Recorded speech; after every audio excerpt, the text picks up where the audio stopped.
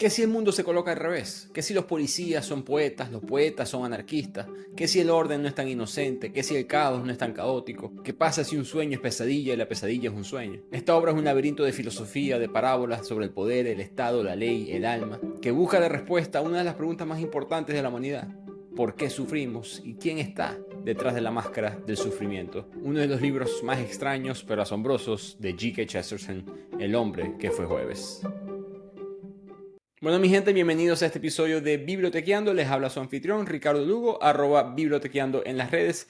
No pueden decir que no recorro todo el espectro político en este podcast, porque el episodio anterior resumimos Cadáver Exquisito de Agustina Basterrica, un libro de una autora claramente de izquierda, y ahora G.K. Chesterton, un autor claramente de derecha, con esta obra El hombre que fue jueves. Difícil encontrar dos autores o dos ideas tan diferentes seguidas, en dos episodios seguidos, en algún tipo de podcast o contenido de hoy en día. Los que tienen tiempo escuchándome saben que me gusta explorar, aprender del mundo más que de mí mismo a través de la literatura. Estoy buscando alguna verdad que esté allá afuera que yo desconozco. Y para hacer eso tienes que leer pues todo tipo de espacio político, ideológico, y Chesterton es perfecto para eso, porque desde su trinchera, desde su espacio tan particular, manera tan única de ver el mundo, te desafía. Te desafía a reforzar tus ideas ya preexistentes, a quizás cambiarlas, a ir en contra del propio autor o simplemente te deja con más preguntas que respuestas. Y cuando un libro hace esto, cuando un libro como este es tan profundo sobre temas tan sociales, tan políticos, a mí me gusta vivir con el libro. Me refiero a no simplemente terminar el libro, guardarlo y ponerlo de nuevo en el estante, sino experimentar la vida, interactuar con el mundo a través de las ideas que ya el libro te dio, para así validarlas, rechazarlas, como tener una especie de prueba de qué es lo que te puedes llevar del libro, qué es una verdad que resulta que no habías visto, qué es una verdad que ya sabías, qué es una que tienes que cambiar, qué es una que el autor se equivocó. Entonces yo hice esto, yo leí este libro hace un par de meses, lo subrayé, escribí argumentos en contra, a favor, los leía de vez en cuando y trataré de darle la consecuencia de todo eso en este resumen y análisis de esta obra, que es una obra extremadamente psicodélica. De vez en cuando la van a ver en una lista de literatura de lo que llaman trippy, en el sentido que las descripciones son tan extrañas, colores físicamente imposibles, cosas surreales. Leer esta obra es como estar dentro de un cuadro de Salvador Dalí mientras estás teniendo una discusión, un debate filosófico con George Bernard Shaw. Gran filósofo, por supuesto, gran autor, escritor y gran amigo de G.K. Chesterton. No tenían nada en común, pero aún así podían conectarse entre ellos, algo que respeto mucho, que necesitamos más hoy en día. Pero para entender la grandeza de esta obra, con la que estoy de acuerdo en algunas cosas, desacuerdo en otras, hay que entender la vida de su gran autor G.K. Chesterton. Creo que muchos de ustedes ya lo conocen, por lo menos de nombre, y en el mundo de las etiquetas en el que estamos, creo que a veces se reduce demasiado a ciertos personajes históricos. Se le colocan etiquetas que sí aplicaron para ellos, pero son más que eso. No es que dejan de serlo, pero fueron tan profundos en ese aspecto que la etiqueta para mí no le hace justicia. En el caso de Chesterton creo que eso aplica, un hombre conservador católico, pero llegó a lo más profundo de ambas ideas. En parte por su crianza, él nace en Londres, 1874, una familia de clase media liberal, amante de las artes, amante de las obras fantásticas. Su padre era extremadamente apasionado por las fantasías, cuentos de hadas, marionetas. Creció, fue criado en un constante mundo de imaginación, de creatividad, pero ninguna crianza es perfecta. Chesterton fue un niño distraído, melancólico, lento para aprender según los reportes de amigos, familiares cercanos. No dijo su primera palabra hasta los 3 años de edad y no podía leer hasta los 8 años de edad. Piensen en eso, esto es un hombre que fue nominado al Nobel en Literatura y no pudo leer su primera oración hasta que tuvo 8 años. Eso es increíble por sí solo, pero lo impactante de eso, la razón por la cual lo menciono, es que eso lo formó a él como pensador. La razón por la cual fue tan original, tan simbólico, tan metafórico, tan artístico, es que a diferencia de nosotros, él no aprende sobre el mundo en sus primeros años a través de la memorización, sino que aprende a través de la imaginación. Tuvo que imaginarse el mundo. Y por eso su literatura es tan particular, tan única. Siempre he dicho que leerlo a él es como leer un laberinto, pero en vez de paredes hay paradojas, símbolos rarísimos, metáforas que al principio parecen ser hasta absurdas, no parecen tener mucho sentido, no parece que se conectan entre ellas y después todo se va uniendo. Un grandísimo escritor, veía el mundo con mucho misterio, hablaremos de eso. Imposible para mí de encasillar como escritor porque fue periodista, ensayista, novelista, poeta, biógrafo, apologista cristiano. Utilizó mucho el humor en su escritura. Sí fue conservador, sí fue católico, pero fue más que eso. Creció en un mundo de mucha más imaginación que de doctrina. Su familia en verdad no era muy religiosa. En su juventud fue agnóstico, escéptico por naturaleza. Y en ese escepticismo a todo, empezó a coquetear con el nihilismo, como muchos intelectuales europeos de la época, y ese nihilismo le fue pesando. Él compartió tiempo con Dostoyevsky en esta tierra y él se convierte en una especie de Iván Karamazov sin la fama al principio de su vida. Si Dios no existe, entonces todo está permitido. ¿Qué hacemos si entendemos ahora que la moralidad no es una verdad absoluta de algún Dios, sino decidida por nosotros los seres humanos? Eso te puede llevar a un lugar muy oscuro de tu alma, como enseñó el autor ruso, y como experimentó Chesterton. Cayó en depresión, un periodo muy oscuro en su vida. Todo parecía carecer de sentido, pero a diferencia de Iván Karamazov o pensadores en la línea filosófica de Nietzsche, él no se hundió en el abismo, él no quiebra en esa ruina psicológica, ni termina en una eterna desesperanza, sino que llegó a una interesante conclusión, que el problema del mundo no es que no tiene sentido, es que el escepticismo nos había apagado la habilidad de verlo. Nuestra capacidad de poderle ver sentido a la vida había sido borrada. El mundo ya era hermoso, lo tenemos enfrente y no queremos verlo. Chesterton mira con asombro el mundo, más asombrado por la bondad que por la maldad. Con su manera de pensar empieza a interpretar en la literatura al mundo como si fuera un niño experimentándolo por primera vez. Asombrado por su belleza, él odiaba que la cultura moderna de su época, y pienso que hay un poco de eso en la nuestra, con su relativismo, con su desencanto material, con su fe en conceptos materiales científicos, no solo no respondían las preguntas humanas, sino que se burlaban de los que ya la estaban haciendo. Y por lo mismo, él buscando ese sentido, se da una de las conversiones religiosas más famosas de la historia de la literatura. Este hombre que fue agnóstico, escéptico, experimenta primero con una deidad o un teísmo agradecido, luego se convierte al cristianismo anglicano y luego al catolicismo ya cuando tenía 48 años de edad, principio del siglo XX. Siempre dije que qué pasaría si Iván Karamazov, en Los hermanos Karamazov de Dostoyevsky, se hubiese convertido en cristiano. Siento que G.K. Chesterton hubiese sido la consecuencia o la mejor representación de eso, porque Chesterton entendía lo que expliqué en el episodio 167 de Dominio, como el mundo anterior, precristiano, el greco-romano, glorificaba la fuerza, glorificaba la gloria, el poder. No era un mundo preocupado por los oprimidos, por los discriminados, no tenía para nada este concepto de igualdad que tenemos hoy en día. Eso lo trae el cristianismo. No que hayan inventado la compasión, no que hayan inventado la bondad o hasta la misma igualdad, sino que la moldean y la convierten en sagrada. Por eso Chesterton dijo en una de sus frases más famosas, el mundo moderno está lleno de viejas virtudes cristianas que se han vuelto locas. La glorificación de los inferiores, la glorificación del sufrimiento, el perdón, la igualdad, se desconectaron de su contexto moral, ideológico, religioso y fueron llevados al extremo secular. Al punto para él que se habían vuelto destructivas para la sociedad. Si queremos mucha libertad pero sin responsabilidad, caemos en un nihilismo o egoísmo bastante individual, disfrazado de elección propia. Si tenemos demasiada compasión sin criterio de cuándo otorgarla, podemos proteger al victimario en nombre de la víctima. Si tenemos mucha igualdad pero no hay jerarquía moral, negamos el mérito, negamos la verdad, negamos la excelencia. Entonces Chesterton, convertido, dice, estamos tratando de vivir con valores cristianos, pero sin Cristo, sin la verdad absoluta de eso. Y desde su punto de vista, eso no ofrece salvación. Hay algo ahí que se rompe. Desde que yo hice los episodios de la religión, he tenido conversaciones muy interesantes, como se pueden imaginar, ¿no? Comentarios, mensajes que me mandan saludos a familiares. Y probablemente va a haber un debate en otro podcast. Yo voy a ser invitado para debatir sobre este tema de la creencia de Dios. Pero mi conversación preferida que ha salido de todo eso fue la de Liz Mendoza. Liz Mendoza es una hermana, una monja católica, teóloga, filósofa y muy importante para mí, lectora. Hemos leído muchos de los mismos libros y hemos estado debatiendo de manera muy respetuosa, tratando de entendernos el uno al otro, no convencernos. Por WhatsApp, ella y yo creo que ya tenemos como unas 20 páginas de ida y vuelta. Básicamente nos estamos escribiendo como ensayos o artículos entre nosotros. Y ella me mandó una cita de Dorothy Day. Caímos un poco en el tema de la política, tocamos un poquito Chesterton. Y Dorothy Day fue una mujer que primero fue atea, luego fue comunista y luego fue católica. Y Dorothy Day dijo esto: no negaré que muchas veces el amor del comunista hacia el hermano, hacia el pobre, hacia el oprimido, es más real que el de muchos que se clasifican como cristianos. Pero cuando de palabra y de obra el comunista incita a matar al hermano, a matar a una clase, a odiar a otra clase social, no puedo creer que ese amor sea auténtico. El comunista ama a su amigo, pero no ama al enemigo. Y el enemigo también es tu hermano. Sin eso no hay fraternidad humana. La fraternidad humana no puede existir sin la paternidad de Dios. Dostoyevsky, Simone Weil, Dorothy Day, Chesterton. Creo que los coloco todos en la misma categoría de este pensamiento. Gente que combatió el nihilismo buscando una verdad, en este caso religiosa, cada quien tiene la suya. No vengo a darte mi opinión necesariamente, en este punto quiero que entiendas lo que pensaba Chesterton, que se convierte con pensamiento como este en un revolucionario del sentido común. Por eso su pensamiento es la ley y el orden, por eso sus pensamientos más conservadores, a pesar de crecer en una familia que no lo era. Por entretenimiento personal, cuando hay elecciones, a veces me pregunto por quién votaría este autor, ¿no? Y Chesterton yo a veces no le consigo candidato. Aquí le digo algunas ideas que él tenía y ustedes me dicen si encaja o no con muchos candidatos conservadores.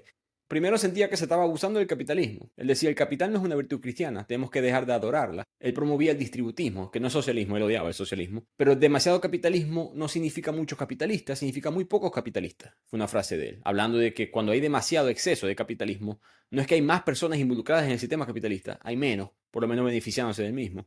Segundo, desconfiaba de los bancos, desconfiaba de las grandes cadenas, de los monopolios.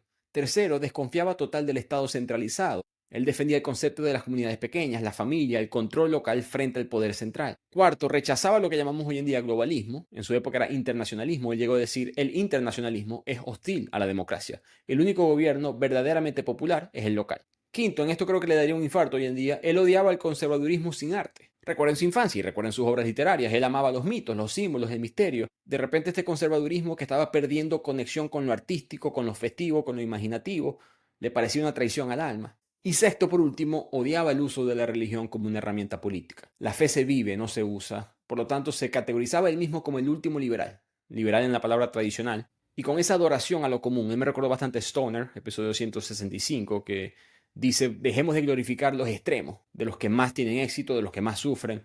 Veamos la belleza en el mundo, que es la que conseguimos todos los días.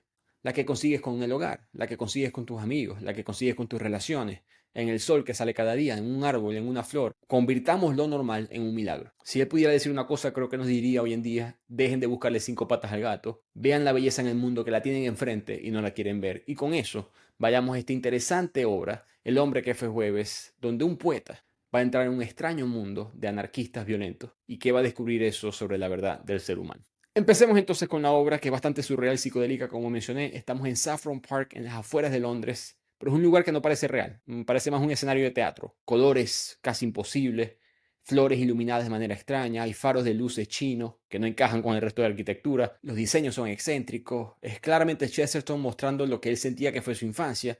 Es un lugar muy artístico, donde los habitantes salían a escuchar pues poesía. Y el gran poeta de este pueblo es Lucian Gregory, un poeta que se autodefine como artista y anarquista. Se proclama enemigo del sistema, se proclama enemigo del orden que oprime, que discrimina. Él era un defensor del opuesto, el caos. Y en una tarde surreal aparece un nuevo poeta en el barrio, un hombre llamado Gabriel Syme. Syme se escribe S-Y-M-E. No tiene la pinta de ser un revolucionario anarquista, lo contrario.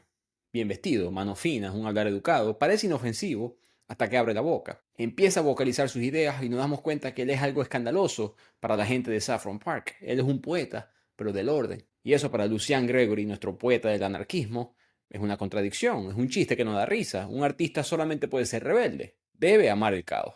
De manera desafiante, él mira a Gabriel Syme y le dice, el que lanza una bomba es un artista, porque prefiere un gran momento versus 100 pequeños.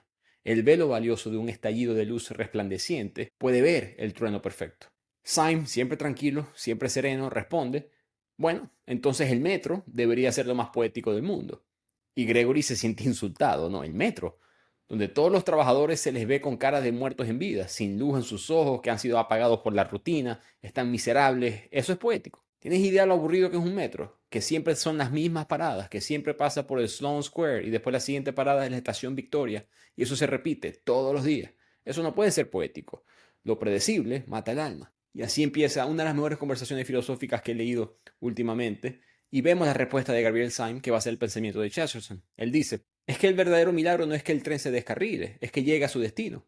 Lo raro, lo verdaderamente extraño, es que algo dé en el blanco. Lo común es que falle, que se equivoque. El caos es fácil, hasta esperado. El orden, en cambio, es un acto milagroso. El metro puede ir a cualquier parte. Lo mágico es que diga Estación Victoria y llegue a Estación Victoria. Entonces vemos este interesante duelo filosófico entre dos poetas, el revolucionario anarquista Gregory, que ve el arte en la rebeldía, ¿no? Él ve el arte en el desorden, en derrocar lo que ya está establecido antiguamente y traer otro mundo. Syme, que va a ser nuestro personaje principal, él ve mucho más arte en un horario de trenes que dice que van a salir a las 10:05 am y todos salen a las 10:05 am. Él ve más poesía en eso que un poema de Neruda.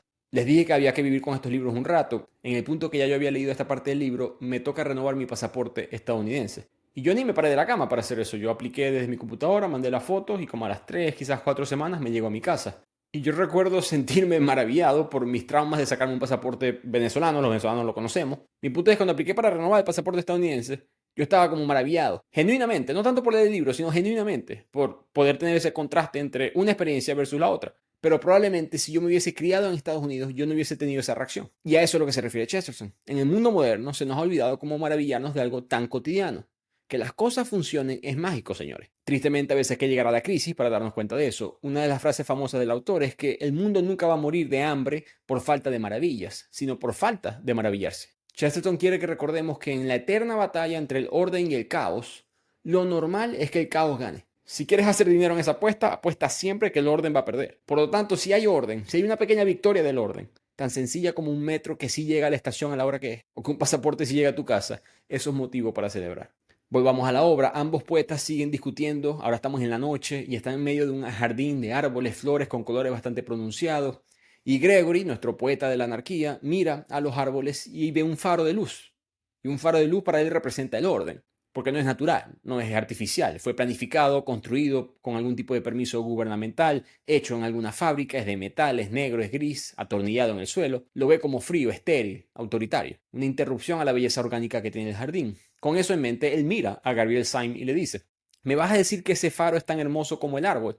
El árbol que está siendo iluminado por el faro. Ahí puedes ver en ese faro delgado ese precioso orden de hierro feo y estéril. Mira el árbol, ahí está la anarquía, rica, viva, que se reproduce por sí misma, espléndida, en verde y en oro.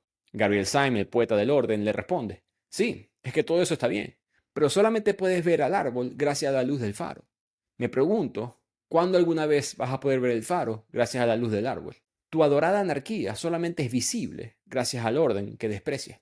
Vemos claramente, ¿no?, la filosofía de Chesterton. Él no está defendiendo por si acaso un orden tiránico. Nunca lo hizo en vida. Ni está rezándole al orden ciegamente. Al final de cuentas, gobiernos totalitarios puede haber orden. Pero él no cae en ese truco. Él no defiende un orden tiránico, sino que busca la mezcla entre lo divino y lo humano, lo espontáneo y lo estructurado, lo organizado, y cómo conseguimos una mezcla entre ambos lados. Porque lo feo, lo que parece feo, el faro, es lo que te permite ver la belleza. Y lo que parece bello, el árbol salvaje, también necesita límites para no convertirse en caos.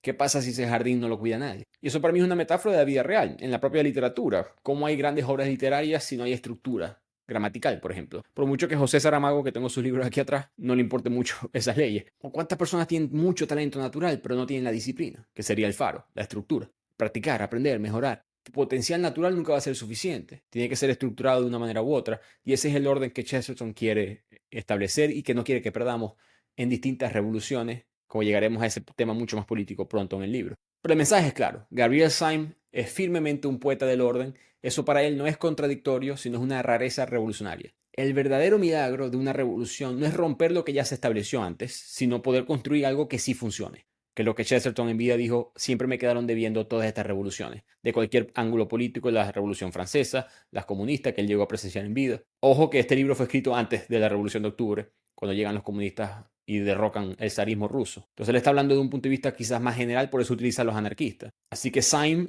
es un poeta revolucionario a favor del sentido común, como lo fue su padre, creador G.K. Chesterton. Entonces Gregory, con esa respuesta de que solamente puedes ver el árbol gracias al faro, se frustra, siente que está perdiendo el debate. Le hace una propuesta a Gabriel Syme, le dice: júrame por tu religión, por tu honor, que no vas a contar nada de lo que estoy a punto de decirte, ni nada de lo que estás a punto de ver. Syme acepta. Y en este mundo eso es importante, porque el honor se respeta. Digamos que es físicamente imposible que Gabriel Syme rompa dicha promesa. Y lo que Gregory va a mostrarle es que él no es solamente un anarquista de palabras, sino de acción. Como le dije, la novela es surreal. Ambos van para un pub, un bar de madera vieja, macabra, claramente clandestino. Y cuando se están echando unos tragos, de repente son como succionados, como si hubiesen sido llevados directamente hacia abajo, llegan a un nivel subterráneo del mundo, y ahí abajo hay un pasadizo secreto. Gregory abre, prende las luces, abre la puerta, y Gabriel Syme lo que ve son las paredes como si fuera papel tapiz, decorada pero con pistolas, rifles, bombas.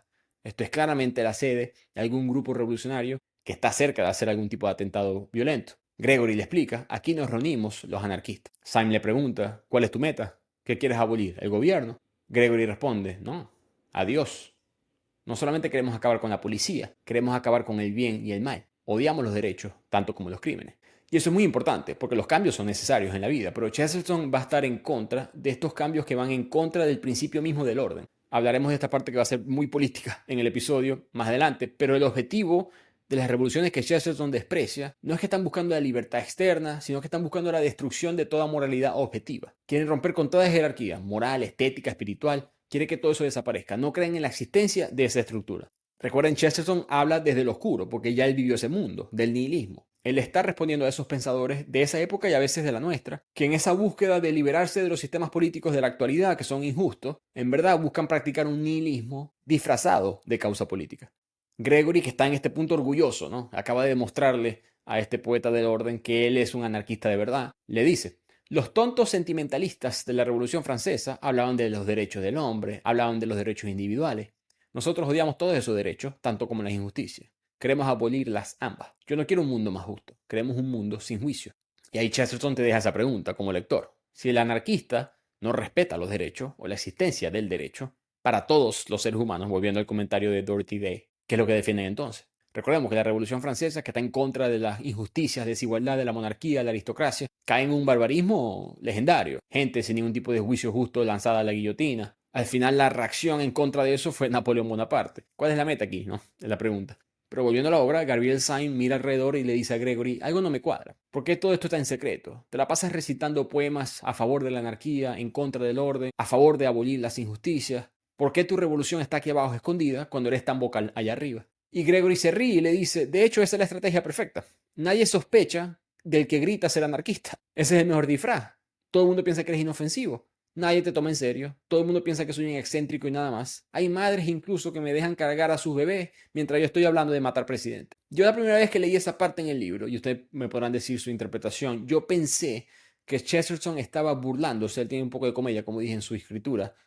Yo pensé que él estaba burlándose de los que hablan mucho, de los que predican, argumentan. Hoy en día diríamos políticos de redes sociales, pero en la vida real no hacen mucho, por no decir nada. Pero después me di cuenta que es algo más profundo, una advertencia mucho más alarmante. Muchas veces nosotros escuchamos alguna revolución, creo que todo el mundo ha escuchado algún tipo de cambio o nueva idea con la que no encajamos, y la persona promedio piensa que es moda, que por ende hay que ignorarla, y creo que el autor nos está avisando que eso es un error. Si muchos están hablando sobre destruirlo todo, y lo hacen con esa facilidad, casi como si fuera una moda, como si estuvieran hablando de la nueva manera de vestir, es una estética, el anarquista se convierte en un artista performático, un provocador profesional. Gregory no es que es peligroso a pesar de eso, es peligroso específicamente por eso, porque logran disfrazar la violencia, el caos, como algo estético, como algo poético, como algo artístico. Convierte ideas profundamente violentas, extremadamente peligrosas para nosotros, en algo que parece sofisticado, incluso romántico. El verdadero peligro no está en aquellos que se esconden, sino en los que ya nos hicieron aprender a quererlos a ellos,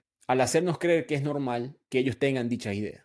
Y con ese miedo encima, con esa advertencia, Gabriel Syme se entera de que hoy se hará la votación para elegir a uno de los 7 miembros del Consejo Anarquista Central Europeo. Este cuarto clandestino es uno de los lugares que se reúnen estos anarquistas. Cada uno de esos 7 miembros son personajes importantes de la sociedad, con nombres secretos en el grupo. Cada nombre es un día de la semana, de lunes a domingo, y el puesto vacante es jueves. El jueves original de los anarquistas falleció, están nominando a quien lo va a reemplazar y Gregory siente que él va a ser el elegido. La elección que se dará hoy es una formalidad. Él tiene una capa, un bastón espada, su pistola, una Colt 45 y una botella de brandy para celebrar. A lo que él sea elegido se va a convertir en uno de los 7 hombres más peligrosos de Europa. Con eso Gabriel Syme le dice a Gregory: vamos a hacer un intercambio. Yo te respeté este secreto, ya tú sabes que eso incluye que yo no voy a decirle esto a nadie, la existencia de este grupo, de que tú eres parte de esto, ni a un amigo, ni a un extraño, ni a la policía, a nadie. Gregory sabe que eso es así, entonces Syme le dice: devuélveme el favor. Te voy a decir a ti un secreto, pero no se lo puedes decir a nadie, ni a conocidos, ni a tus compañeros anarquistas. Gregory, con mucha intriga, acepta, y Gabriel Syme le confiesa: yo soy poeta, pero también detective de la policía. Gregory, como se puede imaginar, se asusta. Un policía aquí en nuestro espacio secreto de los anarquistas toma su revólver, le apunta a Gabriel Syme. Gabriel Syme le dice: tranquilo, no seas tonto, los dos estamos empatados. Ambos revelamos nuestra identidad, uno como anarquista, otro como policía, caos versus el orden, pero ninguno puede denunciar al otro sin autodestruirse, sin romper su honor. Así que estaremos en este duelo intelectual en soledad, mi cabeza contra la tuya, yo un policía sin ayuda de la ley y tú un anarquista sin ayuda de los anarquistas. Y en ese preciso momento llegan los demás anarquistas conspiradores para votar por quién será el nuevo jueves. Y Gregory, como candidato, le toca dar un discurso. Y es uno bastante político, razonable. Él declara: camaradas, nos han difamado. Nos retratan a nosotros los anarquistas como monstruos en novelas baratas, de periódicos sensacionalistas. Nuestra creencia ha sido desfigurada, completamente confundida y ocultada. Quienes buscan hablar del anarquismo y sus peligros acuden a todas partes para informarse menos a nosotros. Somos como los primeros cristianos, perseguidos, malentendidos, quizás incluso inocentes. Quizás somos tan inofensivos como ellos. Somos los verdaderos cristianos primitivos, sino que llegamos demasiado tarde. Hay más detalles en el discurso, pero quería traerles esas partes para que vean primero que Gregory no habla como un fanático, habla como un mártir ilustrado. Ya no es el agresor, es un anarquista que está listo para explotar el mundo, pistolas, bombas, todo esto, pero él no es el agresor, desde su punto de vista él es víctima. Tanto como un cristiano lanzado de los leones en el Coliseo, que me lleva a mi segundo punto, se compara con lo sagrado de un movimiento religioso. Quiere parecer inofensivo para operar impunemente. Toma esos símbolos del bien, la víctima, la humildad, la historia sagrada, para disfrazar el mal. Suena noble hasta que recuerdas que tienes bombas alrededor. Pero el discurso a los otros anarquistas no les gustó. Me estás comparando con cristianos y yo odio el cristianismo, odio la religión. Entonces el Gregory pierde control del cuarto, la gente empieza a gritar, a pelear, a discutir, y Gabriel Syme aprovecha su oportunidad, se monta en el podio y empieza a dar un discurso. Y él dice: vamos a quedarnos aquí escondidos como ratas bajo tierra para escuchar un discurso de escuela dominical. Gregory dice que no somos enemigos de la sociedad, pero sí lo somos, porque la sociedad y su orden es enemiga de la humanidad. El camarada Gregory nos ha dicho que no somos asesinos. En eso estoy de acuerdo. No somos asesinos, somos verdugos. Yo no soy un hombre, soy una causa. Y con eso la sala estalla, gritos, aplausos, entusiasmo. Gregory perdió su momentum político, se da la elección, se vota, y el hombre que será jueves, el nuevo miembro del Consejo Anarquista de Europa, es nuestro poeta del orden, el detective infiltrado, Gabriel Syme. Hey, it's Paris. You know I love sparkly things, right? Like stars. Duh. And thanks to Hilton and AutoCamp, I just slept under them. Picture me, serving looks by the fire outside my luxurious Airstream, making s'mores with the kids, while a national park is our backdrop. The great outdoors meets Hilton hospitality. That's hot. Explore all the new ways to stay at Hilton.com. Hilton for the stay. Brace the rudders! Raise the sails! Raise the sails! Captain, an unidentified ship is approaching. Over. Roger. Wait, is that an Enterprise sales solution? Reach sales professionals, not professional sailors. With LinkedIn ads, you can target the right people by industry, job title, and more. We'll even give you a $100 credit on your next campaign. Get started today at linkedin.com/results. Terms and conditions apply. My day kicks off with a refreshing Celsius energy drink, then straight to the gym. Pre-K pickup, back home to meal prep. Time for my fire station shift. One more Celsius, gotta keep the lights on. When the 3-alarm hits, I'm ready. Celsius. Live, fit, go. Grab a cold, refreshing Celsius at your local retailer or locate now at Celsius.com. Y ahí el libro se devuelve a la juventud de Gabriel Syme para entender cómo él llegó a convertirse en policía. Antes de ser un espía entre anarquistas, él estaba ya en una cruzada, no de armadura, no de espada, pero sí con poesía y con convicciones. Él no fingía odiar la anarquía, la odiaba de verdad, pero no por tradición, no porque fue criado en un estilo de familia. Él se sentía rebelde con su propio conservadurismo. Él tenía su propia rebelión contra la rebelión. Como le dije, hay muchas paradojas en Chesterton. Porque Gabriel Syme, y aquí vemos a Chesterton trayendo sus propias experiencias al libro, nació en una familia bastante extravagante, poco ortodoxa, casi caricaturesca. Todos se vestían de manera extraña, todos tenían pensamientos diferentes.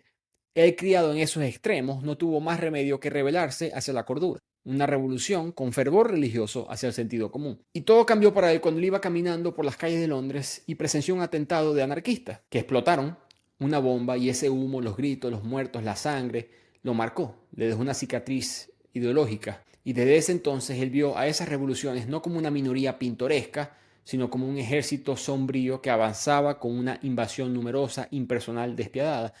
Empezó a escribir columnas en los periódicos como advertencia a estas ideas, pero nadie le prestaba atención. Entonces él estaba caminando por la ciudad, cabizbajo, se sentía solo, sentía que más nadie compartía sus miedos, y de repente un policía lo mira y le dice buenas noches. Y Gabriel Syme, en medio del caos, se sorprende con ese buenas noches del policía que representa el orden. Por lo tanto, le dice: qué increíble que si el mundo estalla, ustedes, la policía, seguirían ahí, firmes, persiguiendo la maldad. El policía respondió con calma: sí, estamos tranquilos, porque somos la resistencia organizada. El soldado debe estar sereno en medio del combate. La compostura de un ejército es la ira de una nación. Y el policía continúa y explica que él no es el típico policía. Su deber no es arrestar a los criminales comunes, sino detectar las semillas intelectuales de los que van a permitir crímenes más adelante. No se refiere a las cabezas de la mafia, sino a los pesimistas ideológicos que buscan derrocar todo tipo de concepto ya establecido. Él busca criminales en las ideas que justifican que el crimen ocurra. El policía, con su filosofía, explica: Los bigamistas respetan el matrimonio, los asesinos respetan la vida, los ladrones respetan la propiedad, aceptan la existencia de la propiedad privada, la quieren para ellos, sino que la buscan de manera equivocada.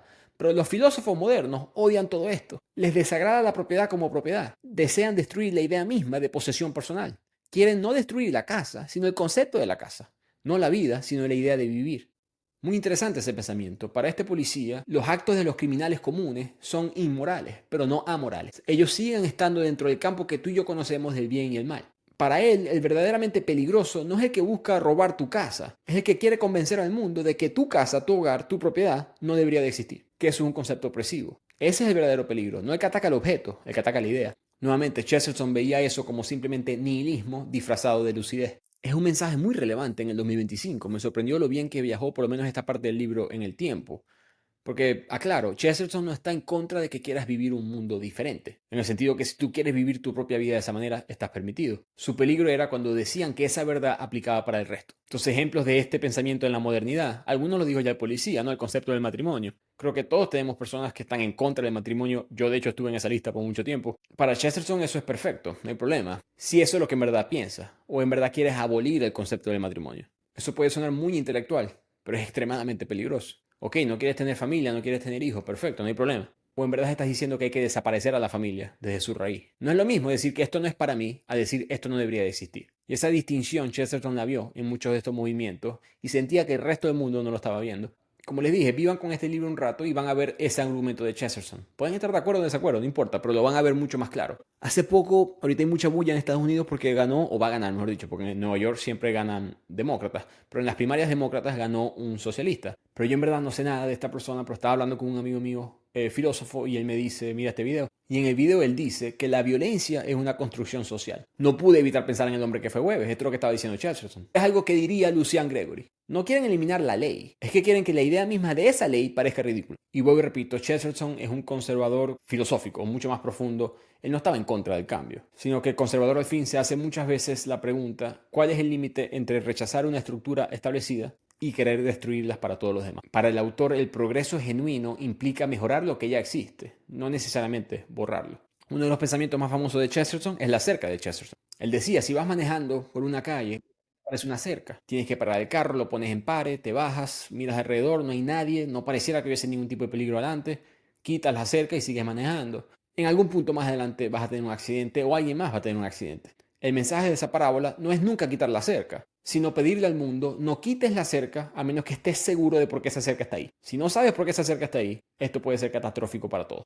Nuevamente, no puedo poner suficiente énfasis en esto. Él no está pidiendo que no cuestiones. El problema no es el cambio, sino la amnesia moral. Y eso creo que lo vio Chesterton de una versión mucho más moderna antes que nadie. No todo lo viejo es bueno, señores y señoras, ni todo lo nuevo es sabio. A veces el verdadero crimen no es romper la ley, sino borrar su significado. Una de las grandes enseñanzas que me llevé de este libro, que se mezcla con esa idea de veamos la belleza a la vida. Les leo una frase del autor. Yo no niego que deban existir sacerdotes que le recuerden al ser humano que un día morirá. Pero también debería existir otro tipo de sacerdote, los poetas, para recordarle al ser humano que aún no está muerto. Volvamos al policía y al joven Gabriel Syme. El policía le sigue explicando. Tienen razón los que se quejan del trato habitual de la policía al pobre criminal. Somos brutales. Te digo que a veces en mi oficio me canso al ver cómo perpetuamente se reduce la justicia a una guerra contra los ignorantes y los desesperados, los oprimidos. Pero este nuevo movimiento nuestro es un asunto muy diferente, y se refiere a esta unidad especial de la policía en la cual él participa. Nosotros negamos la presunción que los incultos son los criminales peligrosos. Nosotros sí conocemos los emperadores romanos. Sabemos que el criminal peligroso es educado, y el más peligroso de hoy en día es el filósofo, completamente desbocado. Comparados con él, los ladrones son esencialmente personas morales. Me compadezco con ellas. Ellos aceptan el ideal esencial del ser humano, el filósofo no. El policía continúa explicando que en el mundo hay dos tipos de círculos, el externo y el interno. Los filósofos con esas ideas peligrosas están en el interno. Ellos no buscan liberar al hombre, buscan acabar con él. Cuando dicen libertad total se refieren a suicidio colectivo. Ellos con sus ideas sutilmente controlan a las personas que están en el círculo externo, en la mayoría. Los que después van a la plaza, los que después van a protestar, los que después se enfrentan a la policía, los que usualmente pagan el precio cuando cae la ley sobre ellos. Pero al final de cuentas, ellos también son víctimas. Y Gabriel Syme le responde, ¿qué cierto es eso? He sentido eso desde mi infancia, pero nunca pude expresarlo tan elocuentemente como lo hiciste. El delincuente común es una mala persona, pero por lo menos es una buena persona condicional. Sabemos que serían mejores personas si eliminamos cierto obstáculo. Desean limpiar el edificio, pero no acabar con el edificio. Pero el idealista malvado no busca cambiar las cosas, busca aniquilarlas. El policía está de acuerdo y le dice que en verdad el mundo moderno ha conservado todos los aspectos de la labor policial que son realmente opresivos. El acoso a los pobres, el espionaje a los desafortunados. En el proceso se nos olvidó nuestra labor más digna, el castigo a los traidores poderosos en el Estado y a los herejes poderosos de la Iglesia. Los modernos pensadores dicen que no debemos castigar a los herejes. Mi única duda es si tenemos derecho a castigar a alguien más. Y con eso nace ideológicamente nuestro poeta policía Gabriel Syme, que va a trabajar todos los días con un carnet azul en su bolsillo con el lema La Última Cruzada, parte de este equipo especial de detectives en la policía que son más artísticos, que son educados, que son cultos, que entienden la brutalidad, opresión de sistemas policiales de la modernidad, que están buscando traer la gloria y honor de dicha profesión. Son caballeros armados de una cruzada, pero no marchando hacia el oriente con espadas, sino con una pistola y sentido común. Pausa en este punto. Muy interesante esa conversación entre el policía y Gabriel Syme. Primero, Chesterton como conservador admitiendo los errores de sistemas policiales, ¿no? Cómo abusan de los pobres, que terminan siendo víctimas de tantas maneras, no solamente bajo la ley y el orden, sino social, político, económico. Y me quedé mucho pensando en esa frase cuando dice que los filósofos modernos les han quitado a la policía el derecho a perseguir a los herejes, a los criminales dentro del Estado, sino que están preocupados por los que están en la calle. Porque eso es bastante anti-revolución francesa, ¿no? Conceptos de la libertad de expresión, la pluralidad del ser humano, el intercambio de las ideas, toda idea debe ser permitida. Chesterton está dando un signo de interrogación a ese concepto. No dudando de eso, porque él defendió la libertad de expresión, pero él llegó a decir, libertad de expresión es que todo el mundo tiene derecho a decir sus ideas, pero no que todas las ideas valen lo mismo. Especialmente cuando la libertad de expresión ataca verdades. Si alguien te dice que la Tierra es plana, tú tienes el derecho de llamar a esa persona estúpida. No hay que proteger los sentimientos de alguien al expresarse, hay que proteger la verdad. Siempre y cuando podamos debatir la verdad de manera racional y se puedan proteger las verdades que son alcanzadas, podemos tener libertad de expresión. De resto no se puede. Y en cuanto a los círculos internos y externos, me pareció una buena analogía, ¿no? Están los criminales visibles, ladrones, asesinos, pero son víctimas. La moral de ellos es torcida, pero aún existe. En el círculo interno están otro tipo de personas. Y esos grupos que adoran la guillotina, que adoran el derrocar cualquier tipo de idea, que no les interesa mucho el costo de derrocar una idea, y me refiero a costo humano, no monetario, con tal y ellos puedan presenciar el fuego y el humo de lo que ellos destruyeron, eso es algo no solamente peligroso, sino antihumano. Chesterton buscaba evitar la violencia lo más que podía. Una frase excelente que muestra esto de G.K. Chesterton, que sale en este libro de hecho, dice, sí, soy suficientemente cobarde para huirle a la violencia, pero no soy lo suficientemente cobarde para admirarla. Y creo que muchos van a decir, claro, 100% correcto Chesterton, y otros, también como yo, van a ver la verdad de eso, pero al mismo tiempo van a ver el peligro de eso, ¿no? ¿Qué pasa cuando alguien está totalmente oprimido? ¿Qué pasa cuando una población está en algún tipo de injusticia? ¿No es la violencia a veces aceptable? Creo que el ejemplo que Chesterton utilizaría hoy en día si estuviera vivo fueran las mujeres. Esto es cultura general, pero recuerdo leer a Violeta, el libro de Isabel Allende, y ella explícitamente muestra cómo las mujeres en Chile del siglo anterior no podían ni siquiera abrir una cuenta de banco sin la presencia de algún hombre, su padre, su esposo, su hermano. De ahí hasta la versión de la mujer, por lo menos más occidental, 2025, no se disparó una sola bala. La mujer no tuvo pistolas y bombas y círculos anarquistas tratando de derrocar el sistema físicamente, con violencia. Las mujeres no tomaron los recursos militares, las mujeres no tuvieron una revolución armada. Todo ha sido, globalmente, de manera civilizada, que es lo que pedía Chesterton. Las mujeres, como todo ser humano, se unieron a grupos que fueron violentos. Revoluciones marxistas, comunistas, nacionalistas son un buen ejemplo. Pero digamos que la esencia de la petición de la mujer, la igualdad de género, no tuvo una catástrofe, no tuvo esa sangre derramada, y eso es lo que pedía el autor. Y no he mencionado esto, pero Chesterton vivió las últimas décadas del siglo XIX y principios del siglo XX cuando hubo una ola de violencia en Europa. Me refiero a la violencia política, el asesinato del zar Alejandro II en Rusia por anarquistas, una bomba en la Cámara de Diputados en Francia, el asesinato de un presidente estadounidense, McKinley, por un anarquista igualmente. Y eso puede ser problemático por sí solo, pero el peligro verdadero para Chesterton es que veía a los intelectuales defendiendo la idea. Un poco de rebelión en la granja en ese aspecto de Orwell. Él veía como discursos que eran minoritarios, eran solamente por ciertos grupos intelectuales, eran glorificados en los cafés literarios, en las universidades, en la prensa, como signos de modernidad, como símbolos de la sensibilidad profunda. Por eso en esta obra, El hombre que fue jueves, Lucian Gregory no es parte del círculo exterior, sino del de adentro. No es un bruto con dinamita, es un artista, un filósofo, seductor, que ha creado un mundo donde castigamos al ladrón que roba pan porque no tiene cómo comer, pero no se castiga al profesor que le enseña que la propiedad privada de ese pan no existe. Volvamos a la obra. Syme gana la votación, él es el jueves miembro de este Consejo Europeo anarquista y es invitado a una cena con los otros 6 miembros, él no los conoce todavía.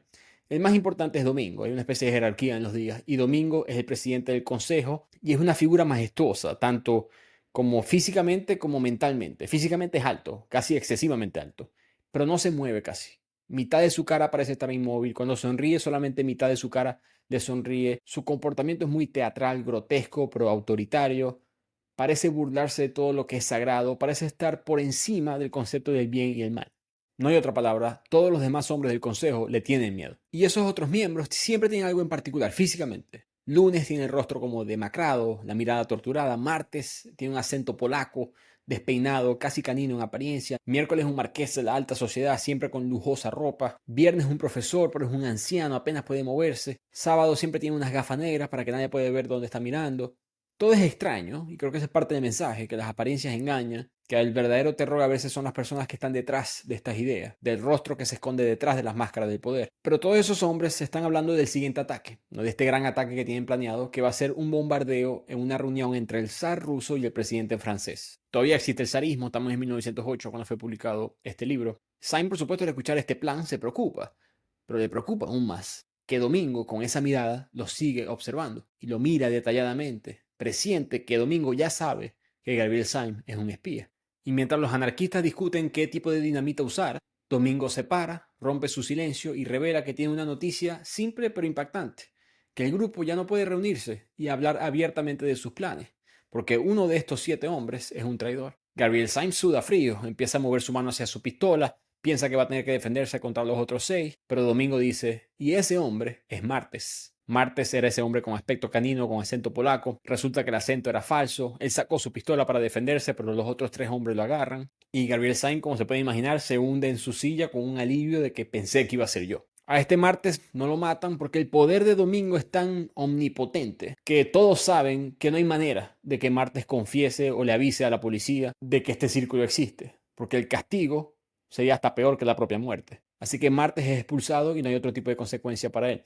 Cuando se acaba la reunión, Gabriel Syme está pensativo sobre todo lo que ha vivido en estos últimos días y se da cuenta que está siendo perseguido, o mejor dicho, seguido, por Viernes, otro de los conspiradores del círculo anarquista, que es ese hombre anciano que extrañamente, a pesar de tener una edad muy avanzada, no importa lo que haga Gabriel Syme, este hombre viejo siempre lo alcanza. Gabriel Syme busca esquivarlos, entra en un negocio, se monta en un bus, entra en otro negocio, sale por la puerta de atrás y el anciano siempre aparece. Eventualmente Gabriel Syme se esconde en un bar, en un pub inglés, piensa que está solo, se sienta al lado el profesor, este hombre Viernes. La escena es tensa, casi sofocante. Syme presiente que lo van a descubrir otra vez y más aún cuando el profesor le pregunta, de manera muy directa, ¿es usted policía? Gabriel Syme, fiel a su juramento a Gregory, lo niega.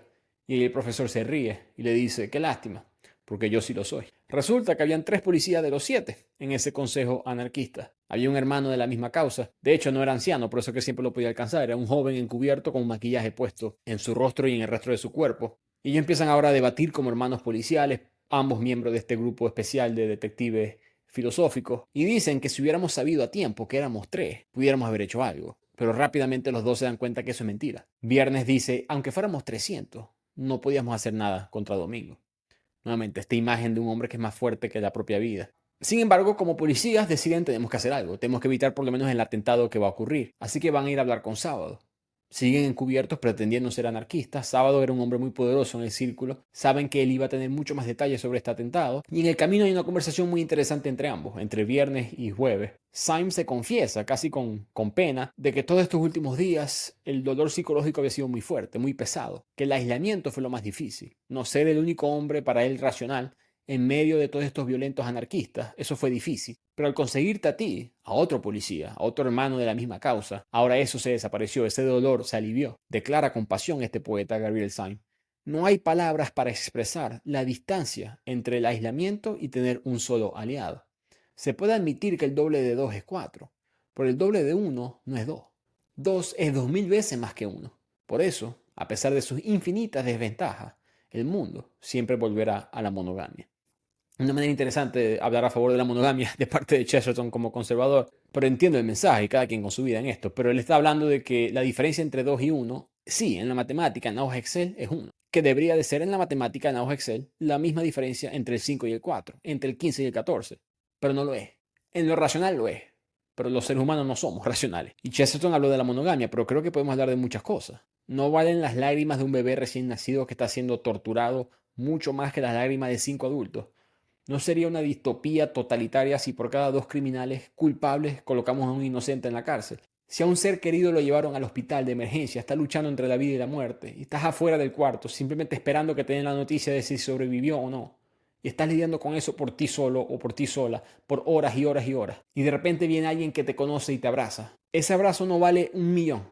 Y si llega otra persona más y te da ese segundo abrazo, el primer abrazo no valió mucho más que el segundo. Alguien que me siga, alguno de ustedes me pasó en Instagram un video de un hombre que fue contactado, esto fue en Venezuela recientemente, un hombre fue contactado por un amigo del colegio, del trabajo, pero eran personas que en verdad no se conocían mucho, tenían años sin hablarse, sabían cada uno de su existencia, pero no mantenían el contacto, y uno invita al otro a un café, a reunirse rápidamente, a lo que se sientan, uno le dice al otro, hermano, vine a hablar con vos porque mañana me voy de Venezuela, y vos sois la última persona que me queda, no tengo a nadie de quien despedirme de mi país, y tenía que hacerlo con alguien. Eso es lo que dijo Chesterton. Una persona más vale más que 3. Me pareció interesante que Chesterton admitió los errores de la monogamia, pero los defectos no importan mucho por el ser humano. La sensación es la sensación, el sentimiento es el sentimiento. Por eso yo dije al principio del episodio que Chesterton hoy en día diría, dejen de buscarle 5 patas al gato. Volviendo a estos caballeros de la ley y el orden, intenta sacar información a Sábado, se reúnen con Sábado, el ambiente está tenso, Sábado no quiere hablar, se siente que hay algo raro en la conversación entre jueves, viernes y sábado. Y ahí Gabriel Syme se da cuenta de algo y se arriesga. Y le pregunta a Sábado, ¿eres policía? Efectivamente, lo era.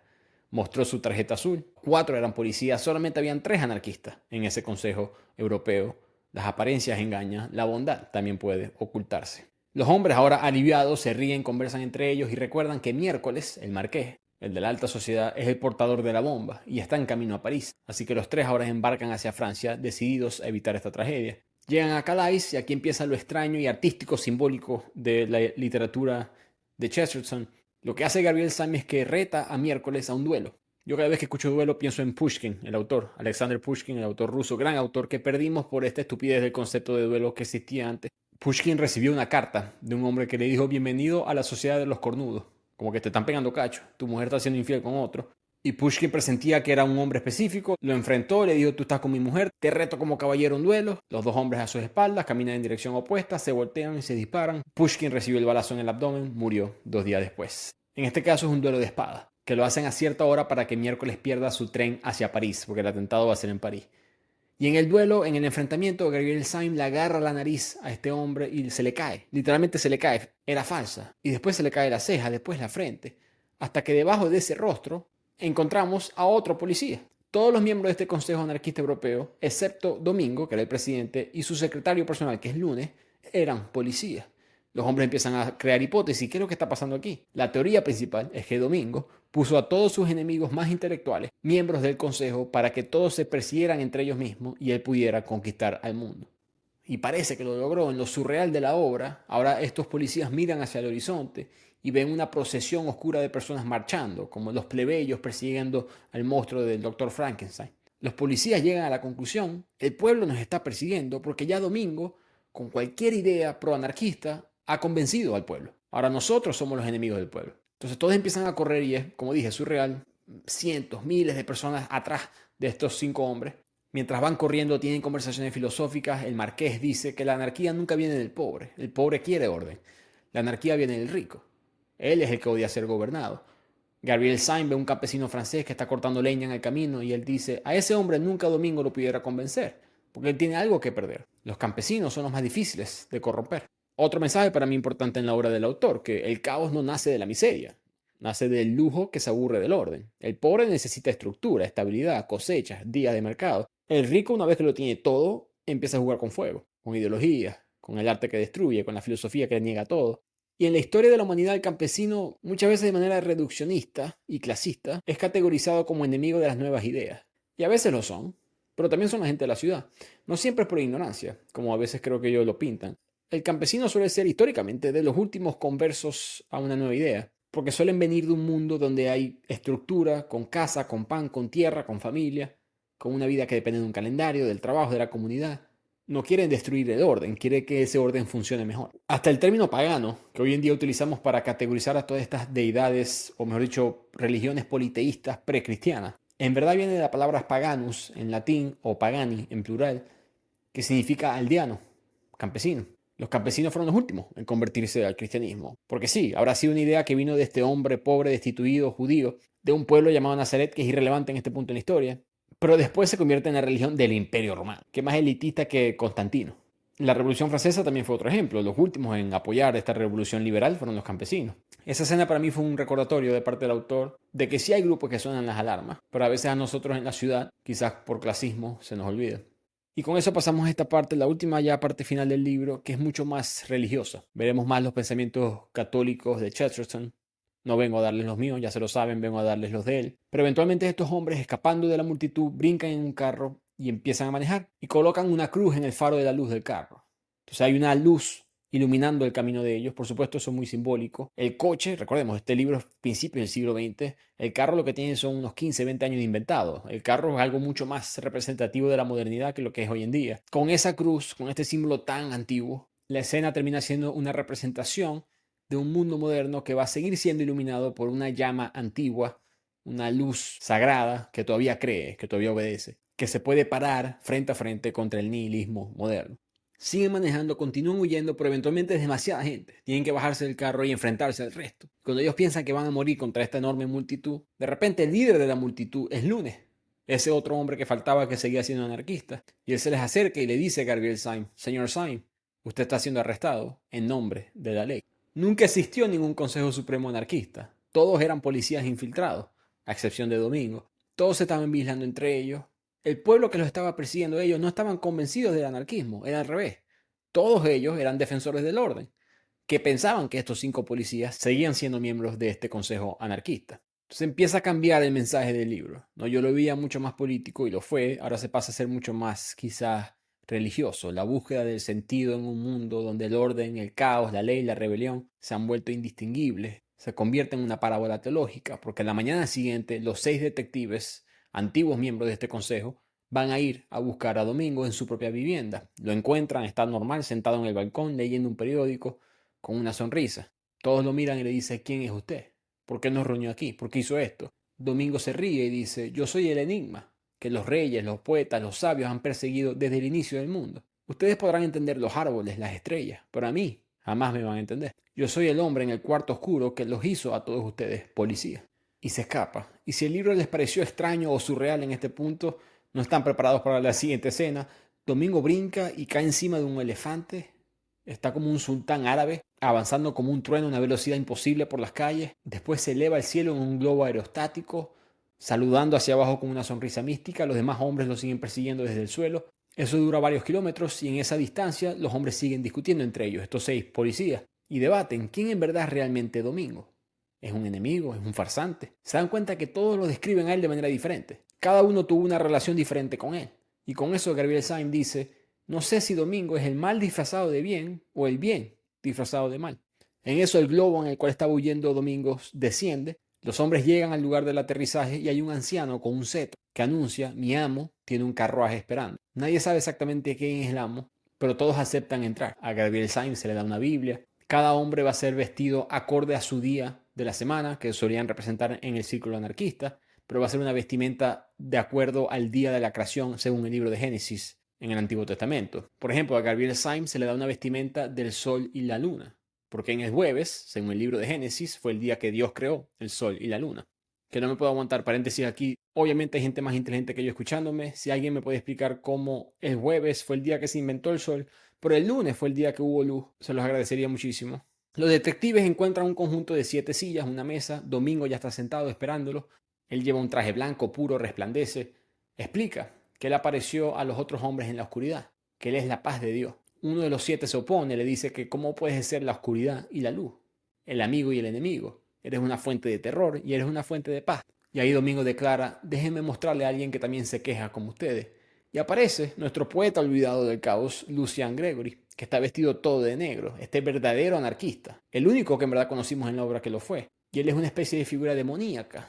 Declara que odia el mundo, que quiere destruir el mundo, los sistemas del mundo, incluyendo sobre todo a Gabriel Syme, su enemigo a muerte filosófico. Los dos vuelven a caer en otro debate. Lucian Gregory se queja de que los demás hombres no han sufrido en la vida. Por eso es que defienden el orden, porque no han sido oprimidos, no han sido discriminados. Syme le responde que las fuerzas del orden también sufren, que la lucha por el bien también les causa gloria, aislamiento, la misma que ustedes sufren como anarquistas. Lucian Gregory, molesto, mira a Domingo y le dice: ¿alguna vez tú has sufrido? Y con eso Domingo desaparece, diciendo sus últimas palabras: podéis beber de la copa que yo bebo. Y ahí Gabriel Syme vuelve en sí, como si se despertara de un sueño. Aparece en un camino rural junto a Lucian Gregory, caminando hacia Saffron Park con los colores del cielo surreales y una ligera brisa que motiva a admirar la belleza de este mundo común que parece casi imposible. Entonces, ¿qué carajo fue ese final? Les voy a dar mi interpretación de todo esto. Para mí, Gabriel Syme es más debatible. Puede ser un profeta, puede ser simplemente alguien como tú y yo, pero Domingo claramente es Dios. En su defecto es Jesucristo. Hay un momento en el libro que Gabriel Syme le pregunta: ¿quién eres? Y la respuesta de Domingo, en inglés, I am what I am. Yo soy el que soy. Esa frase la he escuchado yo antes y la busco. Efectivamente, es de la Biblia. En Éxodo, capítulo 3, versículo 14, esa famosa frase, conversación entre Moisés y Dios. Dios le dice a Moisés: yo soy el que soy. Y así le dirás a los hijos de Israel que yo soy el que me ha enviado a vosotros. Pero además de eso hay otra pista. Cuando le preguntan a Domingo si alguna vez ha sufrido, él se va. Porque por supuesto ha sufrido en la cruz, que es el gran mensaje del cristianismo. Lo que los creyentes de esta religión siempre defienden, de que el Dios de ellos no sufrió desde el Olimpo, viendo la guerra de Troya, sino que bajó a la mortalidad a través de su Hijo para sufrir con nosotros. Si se creen eso no es irrelevante. El punto es que ese es el pensamiento del autor, y ese es parte del misterio de Chesterton. El subtítulo de esta novela se llama Una pesadilla. Recordemos, Chesterton vivió por años en una pesadilla nihilista, depresión, pensamientos muy oscuros, y esa pesadilla al final para él, al transformarse, al convertirse en católico, en religioso, en cristiano, se transformó en gloria, que es lo que vimos en la trayectoria de este libro. Yo me puse a buscar qué decía Chesterton después de publicar este libro y él dijo: esta obra está profundamente marcada por la idea de que el bien es más misterioso que el mal. Y entiendo lo que está diciendo el autor. El mal lo puedes explicar. Decisiones horribles en la historia se pueden explicar por poder, por dinero. Entender a Rodion Raskolnikov en Crimen y Castigo es relativamente fácil, profundo, pero fácil en comparación a entender el bien.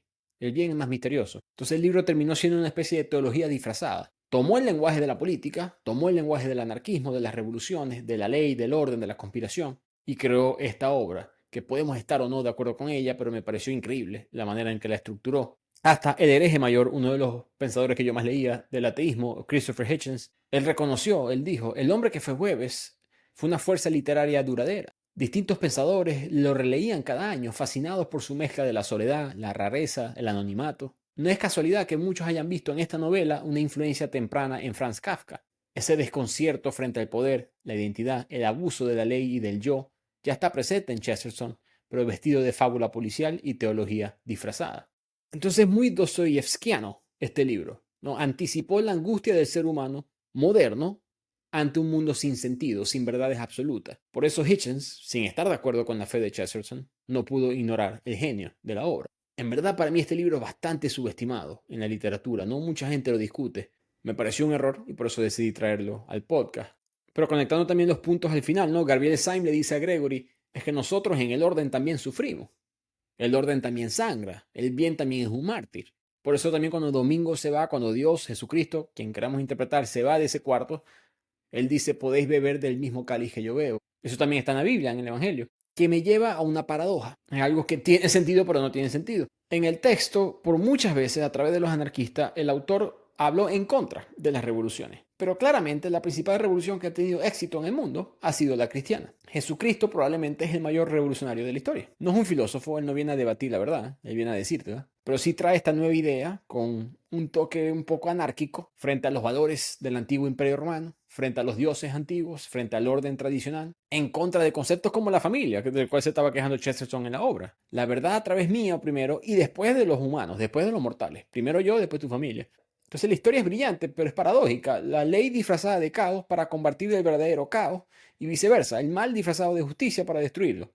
Está criticando todas estas revoluciones y al mismo tiempo se está arrodillando a la que él considera la verdadera. Y Chesterton no te predica su respuesta, simplemente lo dramatiza. Este autor consiguió en su religión no una respuesta que elimina el misterio, sino un misterio que redime la pregunta de por qué Dios, si es que existe, permite el sufrimiento. Dice Chesterton, no es que lo permite, Él lo sufre. Que creo que por eso que está esa última escena de esa manera. Los dos hombres caminando ahora hacia el pueblo de Saffron Park, maravillados por la belleza del mundo, como que han sido tocados por la verdad de la existencia y que conociendo eso, ahora sí tienen consuelo. Que la pesadilla fue ese mundo previo a la verdad.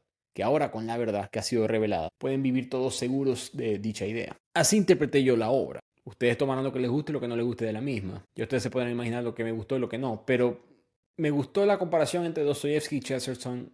La vi más cercana en esta obra que en otra. Dostoyevsky siempre es más oscuro, conflictivo, muy místico. Chesterton es más luminoso, argumentativo, teológico. Pero espero que se lleven esa sorpresa de Chesterton de la bondad en el mundo. Espero que entiendan que él se sorprende que el bien sea real. Se sorprende que el ser humano, con todos sus infinitos defectos, haya podido crear conceptos de bien, que no sea simplemente una ilusión, que sí, que tenemos un mundo que tenemos que seguir mejorando, pero que hemos logrado bastante. Él se sorprende de que el bien sea real, de que el ser humano, con su infinita cantidad de defectos, con sus sociedades donde todas tienen algún tipo de discriminación, donde todas tienen inferiores, donde sangre es derramada que pudo haber sido evitada, donde hay sufrimiento, donde hay dolor, pero podemos seguir reconstruyendo sin derramar más sangre.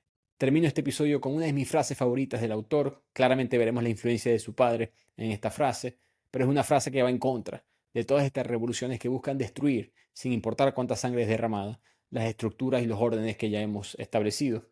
La frase dice: los cuentos de hadas no le enseñan a los niños que los dragones existen. Ya los niños creen que los dragones existen. Lo que los cuentos de hadas hacen es que le hacen creer a los niños que pueden matar al dragón. Muchísimas gracias por escuchar. Nos vemos en el siguiente episodio de Bibliotecario.